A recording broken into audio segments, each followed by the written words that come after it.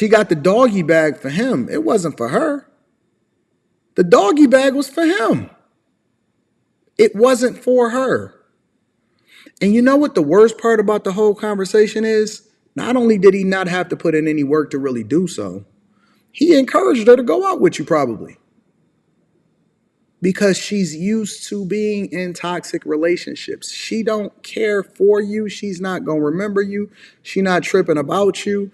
And you still think that you had a good time and that it makes sense for you to continue to entertain this conversation. And the worst part about it is how you start off is how you got to continue. So let's just say that she not messing with that dude, or he toxic, or whatever, so on and so forth, and they fell out. She might just rock with you. But you know what the interesting thing about it is?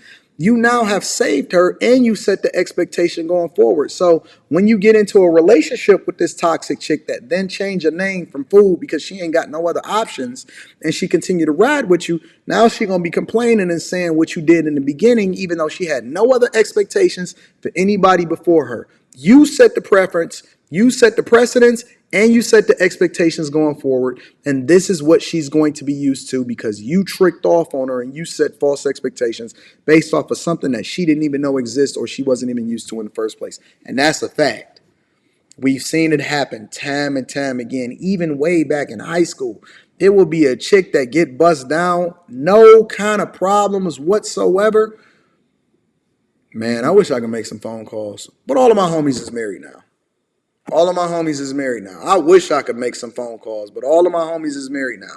And it's funny because you drop them chicks back off and middle of the day, come back to school, drop them chicks back off, and then she go to her boyfriend and she playing hard to get with this nigga and he kissing her in the mouth and he don't even realize that she just was doing some ungodly things. Things that no man, no father, no son, no brother should ever be able to witness happen to the person that they love and they family the most. She was doing some ungodly things. Incredible. Incredible. I remember, dang, I don't even know if I should tell this story.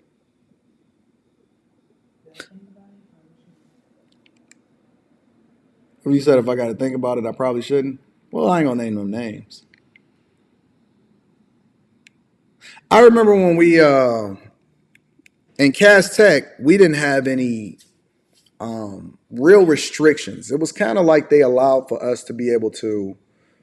Shout out to Chris J. I'm definitely gonna be reading that super chat shortly. I remember in Cass Tech, we didn't really have any restrictions, so you can leave for lunch and you can go and come back and stuff like that. And my homeboy, actually, I'm not even gonna get to him. I was walking down the hallway with this girl, and I never touched her at all. But I was walking down the hallway with her, and she was like, "Yo, Tom." I was like, "What?" She said, "I wanna fuck your homeboy." Like, she was dead serious. She was bad as hell or whatever. And I was like, "Word?" And she was just like, "Yeah, like for real." She was like, "I don't want a relationship or whatever like that. I just want to, I'm just interested." And women, even back then, I think that they even worse now. But she was very forward about want my homeboy to bust her down.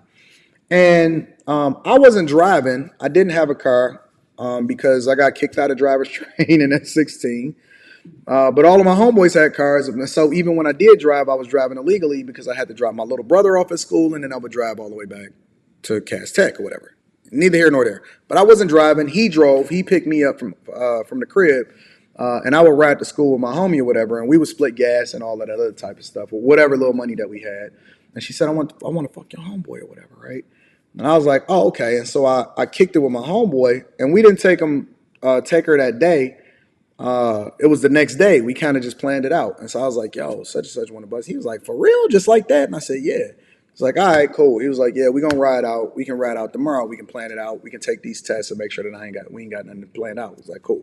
So me, him, her, and her homegirl shot out, went to the crib or whatever.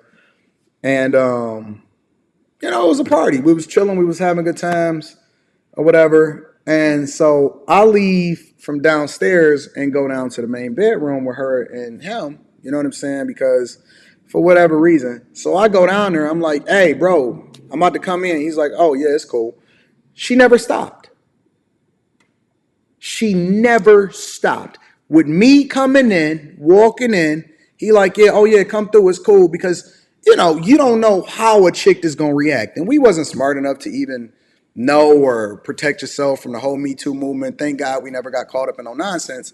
But the weirdest, the ironic thing, and it was just so many different things that we seen when we was younger.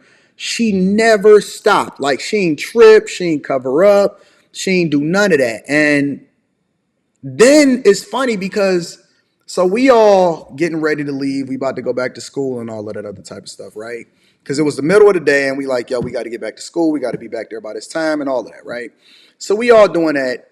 Both of them, both of the girls is getting dressed down in the kitchen in front of both of us. They're getting dressed in the kitchen in front of us. Like in front of the homie. And I'm like, this isn't even the best part of the story, right? So we get back to school and they both had boyfriends. They had boyfriends.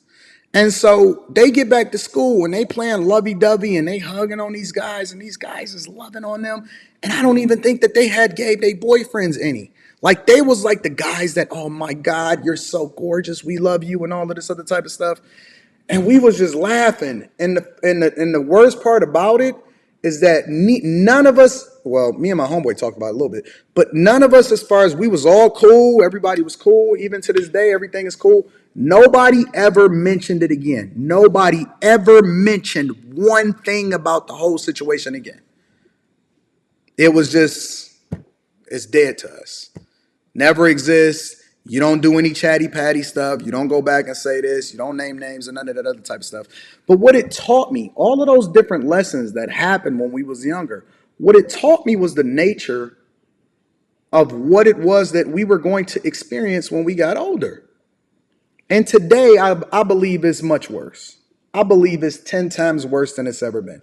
I believe today that these same women that have daughters, right? Because you got to remember, we 40, 41 years old. And so some of these girls that we were experiencing even back in high school that was going and getting picked up, man, some of these girls got grown fucking daughters now. These chicks got daughters that's like 20 and 21 and 22 years old and all of this other type of stuff. And I'm like, oh. And you know what the weird part about it is that if you sit there long enough and you observe, you realize that the daughter is a reflection of their mother. That's the worst part about it.